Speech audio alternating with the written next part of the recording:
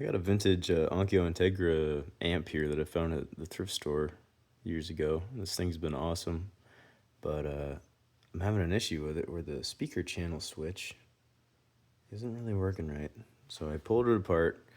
Pretty much, if anybody's looking to do this, I haven't really found anything. I found like one thread on DIY audio about it, but yeah, you pretty much pull this whole faceplate off. It's just some Phillips screws. That's easy. You can pry the front cover off.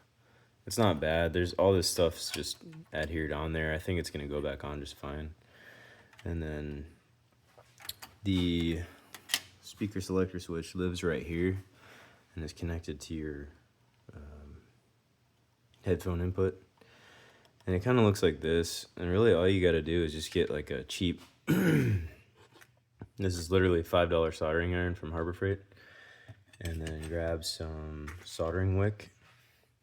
And you're gonna want to take all these pins right here. There's the 4 on the outside where the switch sits. It's attached to the switch body itself. And then there's, I think, 14 of these little guys in the middle.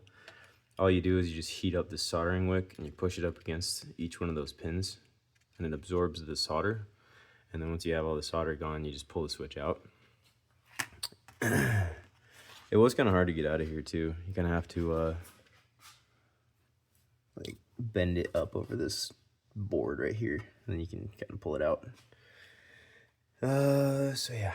Anyways, if you look at this guy, that's what the switch looks like. You can find them used online. I found one new one on AliExpress, but like I don't know if I trust it. But yeah, you could replace it or you could try to fix it. But if you want to take this thing apart, there's these little, let's see here. Focus.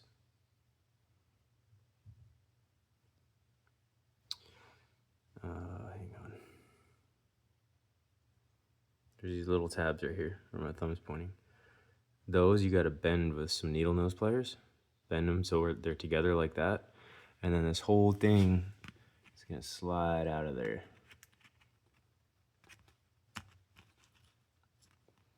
One sec.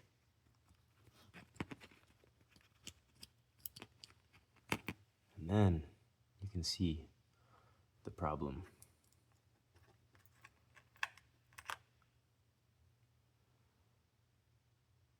Burnt contacts. So I'm going to try cleaning that up. Hopefully it works.